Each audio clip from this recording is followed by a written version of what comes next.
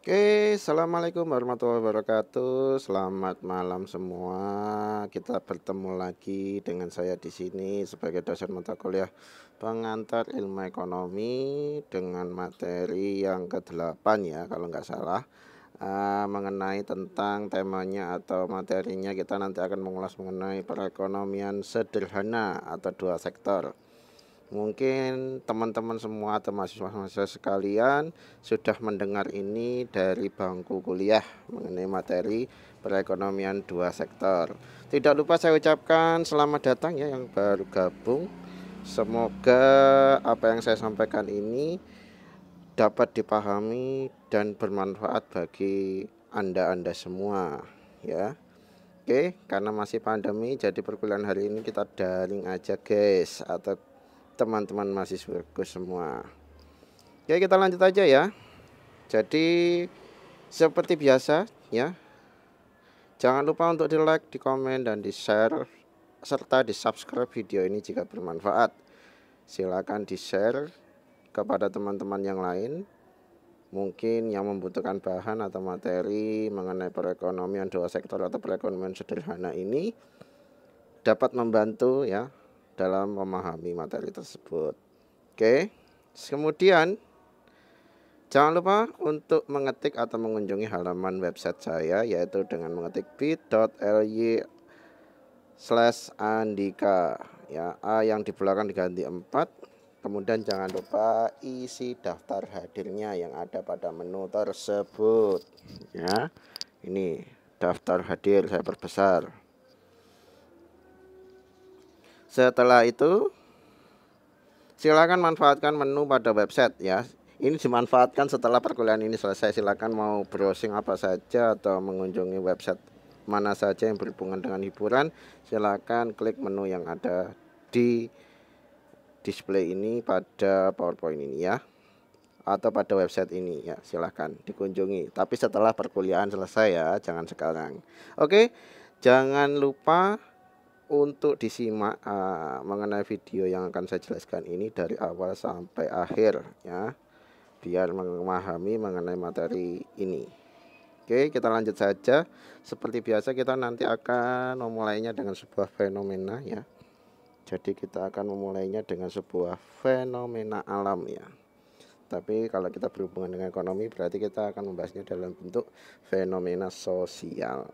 Jadi di sini ada yang namanya judul atau headline pengaplikasian konsep community based tourism sebagai upaya membangkitkan UMKM desa wisata Taman Martani ya. Bukan Taman Sari ya, tapi Taman Martani ya. Di sini sudah saya ambil sebuah kesimpulan bahwasanya hal tersebut ya, jadi isi dari headline ini atau berita ini bahwasanya di sini ada sebuah penjelasan mengenai hal tersebut kemudian berusaha diberikan sebagai nilai tambah ya atau multiplier effect di sini, di mana konteks wisata seperti pada desa tersebut masyarakat di sana tinggal berdekatan dengan ya salah satunya tempat wisata yaitu Candi Prambanan. Di sisi lain masyarakat mempunyai kebiasaan bertanam, bertani, ada juga potensi sungai sehingga membuat penggerak UMKM mengelola apa yang ada yang telah ada sehingga dapat mendesain program tersebut dengan beragam nilai tambah yang telah ada di situ. Jadi nilai tambah yang ada di desa tersebut seperti keberadaan candi, kemudian tempat alam yang sungguh eksotis ya. Ini sebagai nilai tambah UMKM tersebut dalam berwirausaha atau berusaha ya. Ya, ini salah satu bentuk dari perekonomian dua sektor atau perekonomian sederhana ya. Jadi kita bisa ngambil konteksnya di sini ya. Kemudian selanjutnya, seberapa besar kontribusi konsumsi rumah tangga pada pertumbuhan ekonomi ya. Ini salah satunya saya ambil dari liputan6.com yang tadi itu dari Kompasiana ya. Jadi ini fenomenanya dari liputan6.com ya. Di sini seperti yang saya garis bawahi bahwasanya terjadi penurunan pertumbuhan ekonomi di kuartal 3 di tahun 2021 dari kuartal 2 2021. Penurunan pertumbuhan ekonomi disebabkan karena adanya pemberlakuan PPKM darurat dan PPKM berlevel-level. Ya, sehingga di sini mobilitas ekonomi antar masyarakat, antar rumah tangga dan perusahaan terhambat ya. Ini salah satu bentuk konteks yang saya tangkap dari fenomena pada permasalahan di headline liputan6.com ya. Kemudian kita lanjut again ya, jeritan pedagang gorengan gara-gara harga minyak naik.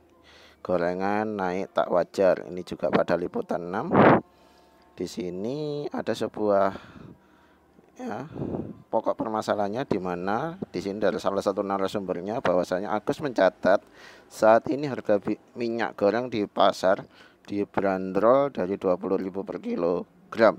Padahal dalam situasi normal minyak goreng dijual 11.000 per kilogram. Artinya tadi naik harga enggak wajar naiknya Mas ya. Kalau sekarang sudah sampai 20.000. Sehingga mau tidak mau pedagang akan menaikkan harga dari tahu goreng atau gorengan tersebut. Nah, ini berdampak pada siapa? Konsumennya ya. Daya beli konsumen maka akan mengalami penurunan di sini. Karena harga yang ditawarkan oleh penjual terlalu mahal yang disebabkan karena harga goreng minyak yang mengalami kenaikan di sini. Ya, ini salah satu gambaran dari fenomena pada perekonomian dua sektor. Lalu apa sih yang dimaksud dengan perekonomian dua sektor itu sendiri? Yang didasarkan dari fenomena yang sudah saya sebutkan ya, dari fenomena pertama, kedua, sampai dengan ketiga. Jadi pengertian dari perekonomian dua sektor sini adalah seperti pada penjelasan yang saya tuliskan pada slide, saya baca ya, adalah perekonomian yang terdiri antara interaksi atau hubungan aktivitas dari dua pelaku ekonomi, yaitu rumah tangga dan perusahaan. Kemudian poin yang kedua, dalam makroekonomi, interaksi perekonomian dua sektor ini dipandang dari aktivitas ekonomi yang paling sederhana. Dalam analisis ya, poin yang ketiga, di mana di sini diasumsikan tidak ada keterlibatan sektor pemerintah dan luar negeri dalam kegiatan ekonomi tersebut. Jadi ini terjadi di dalam negeri saja, yaitu antara rumah tangga dan perusahaan sebagaimana yang disebutkan di atas ya. Sangat terbatas ya. Tidak ada campur tangan pemerintah, dan juga tidak ada campur tangan luar negeri, sehingga di sini pure ya, adanya hanya keterlibatan pasar saja, yaitu antara pembeli dan penjual, tentunya dalam menentukan harga barang dan jumlah barang. Kemudian di sini adanya interaksi pelaku ekonomi dalam perekonomian dua sektor, yaitu perusahaan dan rumah tangga, seperti penjelasan pada poin yang pertama tadi ya. Dari sini sudah jelas ya. Jadi perekonomian dua sektor itu menjelaskan hubungan antara rumah tangga dan perusahaan tanpa campur tangan pemerintah dan pihak luar negeri ya. Jadi kesimpulannya itu. Oke, selanjutnya gambar aliran pendapatan. Ya, dari gambar tersebut dijelaskan di sini. Saya gambarkan di situ ada rumah tangga, perusahaan, kemudian di situ pada siklus tanda panah dari rumah tangga dan perusahaan ada tulisannya pembelian barang dan jasa, dan perusahaan adalah pada panah yang kedua gaji, upah, bunga sewa dan dividen. Apa maksudnya ini? Nah, di sini saya tuliskan bahwasanya di sini penjelasannya adalah Jadi di sini penjelasannya adalah sektor menunjukkan aliran pendapatan. Ingat, aliran pendapatan. Di mana perolehan pendapatan itu diperoleh oleh perusahaan ya. Pada garis pertama ini dijelaskan bahwasanya pendapatan dari rumah tangga ke perusahaan atas pembelian barang dan jasa. Sedangkan garis yang kedua di sini terjadi aliran pendapatan ya, dari sektor perusahaan ke rumah tangga dalam bentuk gaji, upah, bunga sewa atau dividen ya. Sudah jelas ya di sini ya. Bagaimana kalau dibalik, Pak? Sama saja. Apa yang diterima perusahaan dari rumah tangga? Yaitu faktor produksi atau input ya. Tuh. Paham ya? Oke, kita lanjut. Kalau sudah paham. Kemudian interaksi ekonomi yang terjadi yaitu di sini saya kategorikan menjadi dua.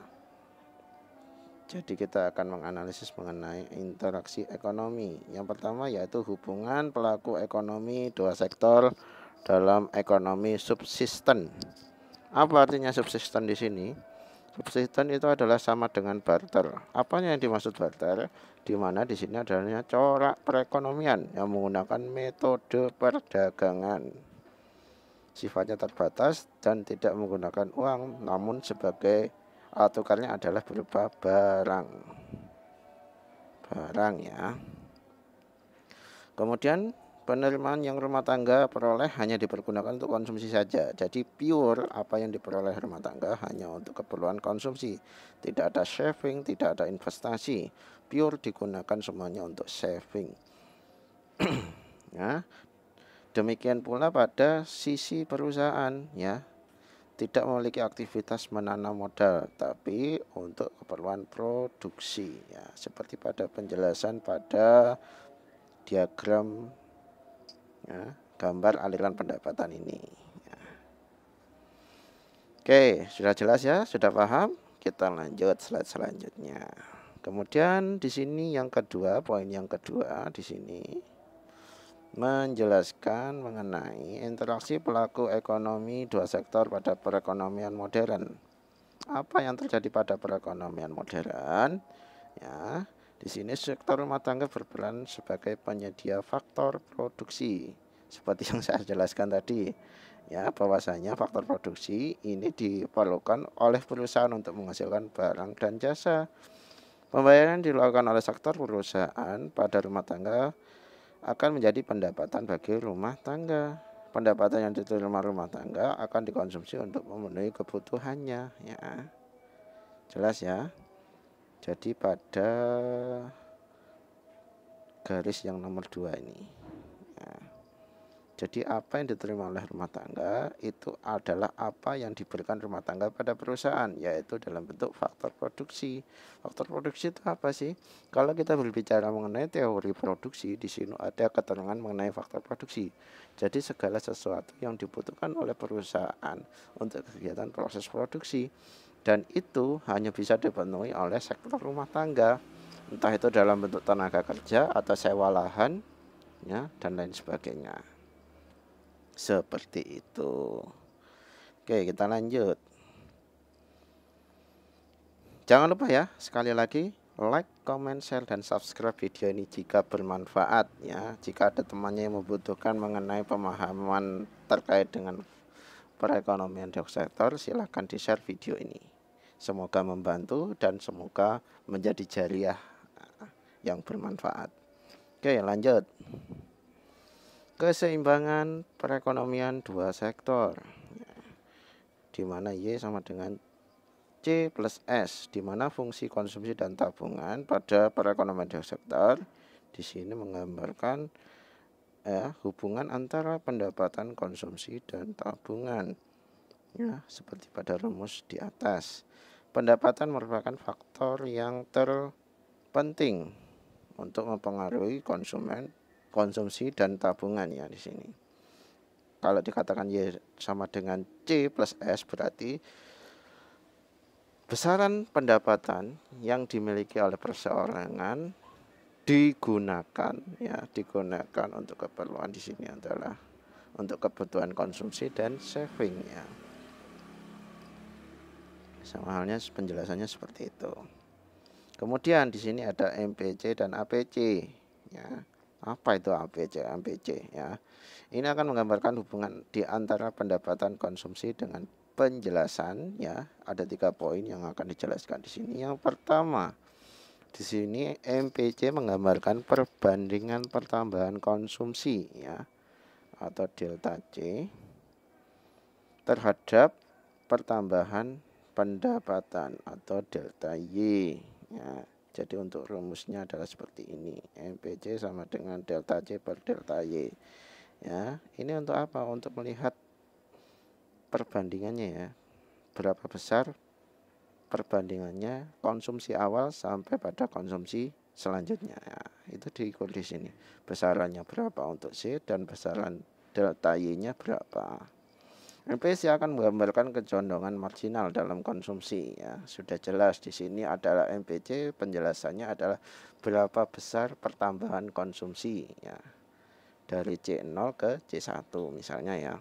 Kemudian sedangkan ABC di sini menggambarkan tingkat konsumsi rata-rata, di mana tingkat konsumsi dibandingkan dengan tingkat pendapatan disposable, atau ABC sama dengan C per Y. Nah, besaran konsumsinya rata-rata dengan pendapatan sekian itu berapa. Nah, ini dapat diukur dengan menggunakan rumus seperti ini, yaitu ABC sama dengan C per Y. Oke, selanjutnya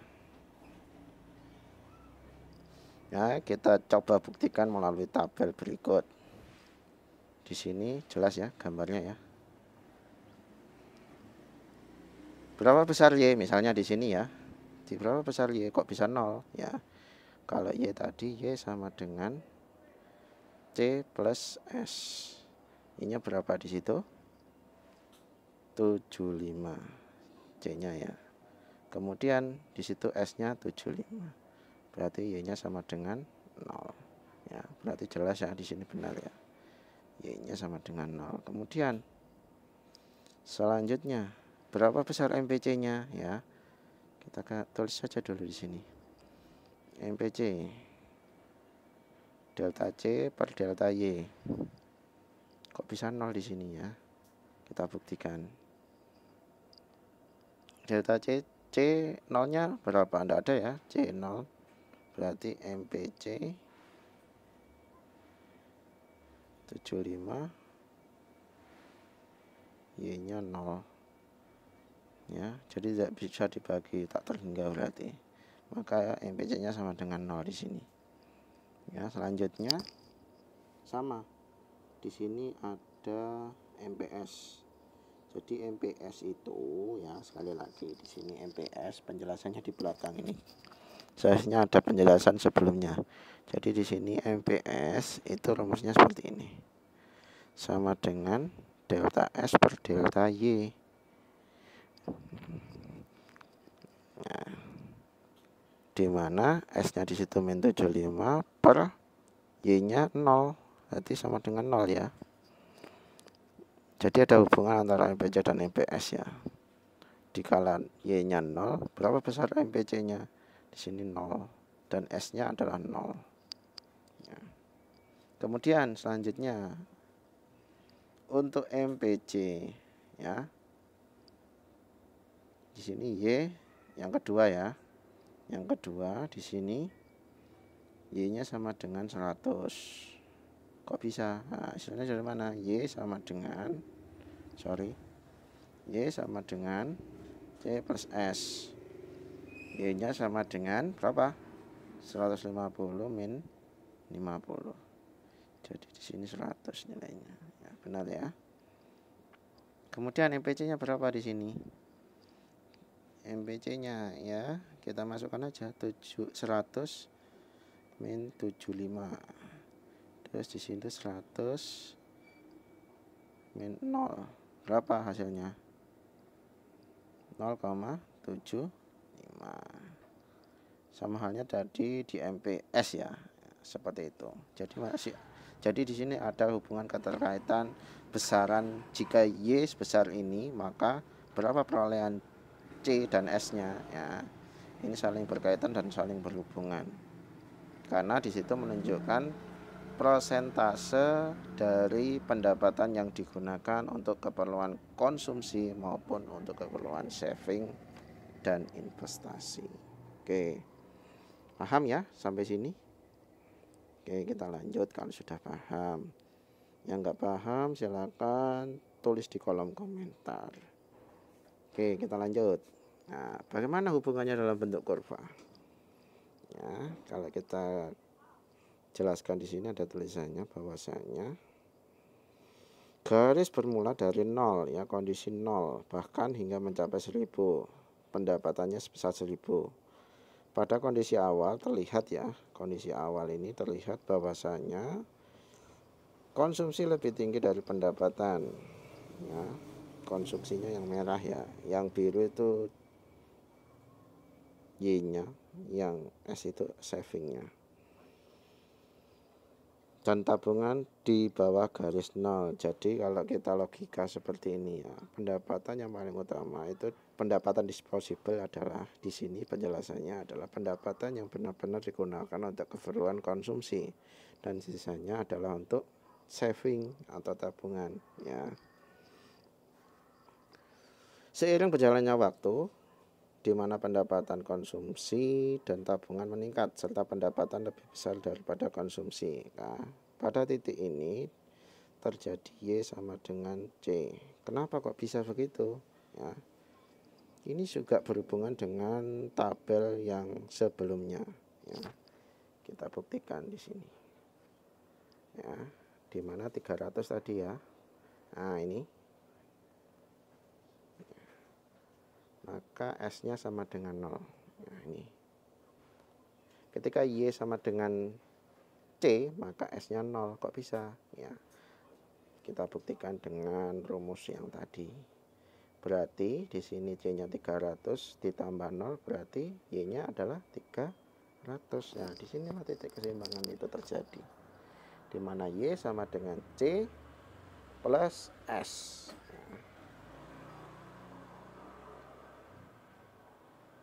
Oke. Kita lanjut ya.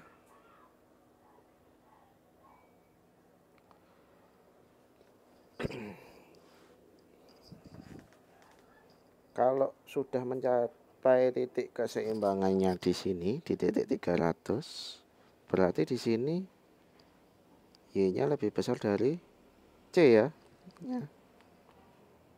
Y-nya lebih besar dari C. Kalau di sini berarti Y kurang dari C. Ya. Oke, kita lanjut. Keseimbangan dua sektor di mana Y sama dengan C plus I atau S sama dengan I. Ya, maksudnya apa ini? Jika pendapatannya digunakan untuk kebutuhan konsumsi dan tabungan, tabungan dilakukan agar disimpan pada bank dan bank menyalurkannya sebagai pinjaman. Ya. Pinjaman dilakukan oleh sektor perusahaan, diperlukan untuk kebutuhan investasi. Sudah jelas tadi ya, bahwasanya apa yang ditabung oleh seorang sektor rumah tangga di situ atau RT ya, nanti digunakan oleh perusahaan ya dalam bentuk apa tadi? Investasi ya. Memberikan pinjaman dalam bentuk investasi ya. Ini nanti juga akan berhubungan dengan yang ada pada sektor rumah tangga. Entah itu pembagian dividen atau lain sebagainya. Atau bunga jasa ya. Kalau kita menabung kan dapat bunga tuh ya. Jadi seperti itu. Oke, dari sini paham ya, di mana Y sama dengan C plus I. Oke, lanjut saja pada soal kasus. Pada tahun 2008 ya, pendapatan sebesar ini. Kemudian 2009 adalah sebesar ini. Dan 2008 sebesar ini untuk tingkat konsumsinya. 2009 ada sebesar ini ya. Berarti ada peningkatannya di setiap tahunnya dari sisi pendapatan maupun konsumsi. Kemudian di sini ditanyakan ya, carilah fungsi konsumsinya ya. Fungsi konsumsinya itu apa? Kemudian keseimbangan tingkat konsumsinya itu seperti apa? Dan gambarkan kurvanya ya. Kurva. Oke, kita langsung saja pada jawabannya. Masih ingat ya? Berarti di sini ada Y1 dan Y2. Saya tulis saja dulu di sini. Y1-nya berapa, Y2-nya berapa? Y1-nya 1000, Y2-nya 1500. Kemudian ini C1, ini C2. Ya, udah jelas ya? 1000, 1500, 700, 1000. Oke, pahami ya. Oke, kita buat ya, yang diminta adalah C sama dengan A plus BY ya, seperti pada penjelasan materi pendapatan nasional kemarin, di mana C sama dengan A plus BY untuk persamaan matematisnya ya. Kita disuruh mencari rumus seperti ini dulu ya. Kita cari dulu B, di mana B sama dengan ini. B sama dengan MPC ya. Berarti delta C per delta Y ya, berarti delta C nya tadi berapa? Berarti 1000 kurangi 700 ya, hasilnya 300. Kemudian delta Y ya, delta Y itu dimana Y2 dikurangi Y1, 1500 dikurangi 1000 ya, ini dikurangi berapa hasilnya? 500. Kita bagi, hasilnya 0,6. Kemudian kita akan mencari A ya. Jadi A itu adalah average-nya ya, atau rata-rata konsumsinya. Kalau B kan marginal konsumsinya ya, penambahan konsumsinya. Nah, kalau kita cari A di sini rumusnya seperti ini, di mana A dalam kurung APC min MPC tutup kurung kali Y. Nah, tadi sudah diketahui apa belum A-nya? Sudah ya. Di mana A di situ ditulis 700 per 1000 APC-nya ya. Kita cari APC-nya dulu. Kemudian dikurangi 0,6. 0,6 dari mana? MPC-nya ini. Tutup kurung kali 1000. 1000-nya mana? Ya dari Y awal tadi atau Y1 ya, Y1 ini ya. Ini Y1 pendapatan awal ya. Setelah itu kita masukkan dalam perhitungan, di mana A ya, di mana A 700 bagi 1000 0,7 hasilnya, dikurangi min 0,6. Kita kurangi aja dulu, 0,1 dikali 1000 hasilnya 100 ya. Jadi fungsinya kita masukkan tadi C.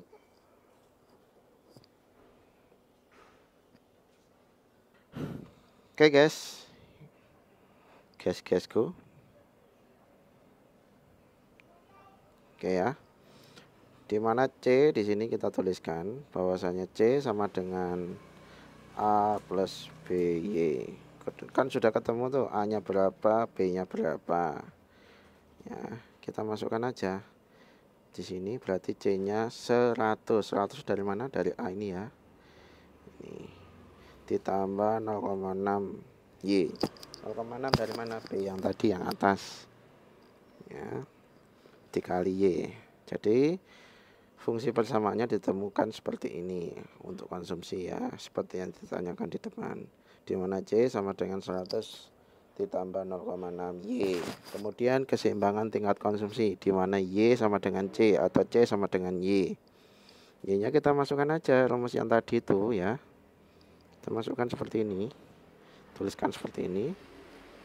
Kita pindah ruas ya, dari Y berarti Y-nya kita pindah ke sini menjadi 0,6. 1 kurangi 0,6, 0,4.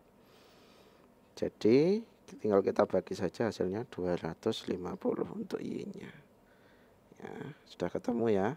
Kemudian kita tuliskan persamaan untuk garis fungsi kurvanya adalah seperti ini. Ya.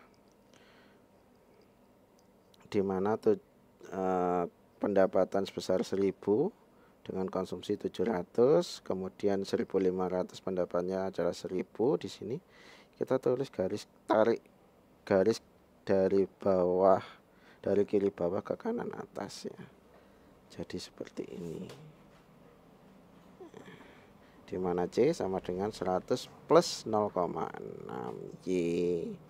Ya, sudah diketahui ya, baik itu fungsi persamaannya dan gambar kurvanya.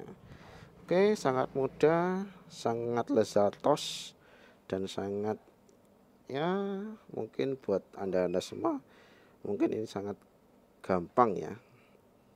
Oke, kita lanjut aja. Kalau sangat gampang ya. Ya. Oke, next. Jangan lupa saya ingatkan kembali karena mengingatkan hal yang baik itu pahalanya sangat besar dan diberikan suatu hidayah ya, bukan hidayah ya, tapi sebuah penghormatan yang cukup bagus ya. Jangan lupa untuk di like, comment, share, dan subscribe video ini. Semoga bermanfaat bagi teman-teman semua. Dan saya akhiri, terima kasih. Dan kita ketemu lagi dengan materi yang lebih seru lagi, yang lebih terbombana dan terbombastis lagi. Oke, kita ketemu lagi. Saya ucapkan wassalamualaikum warahmatullahi wabarakatuh.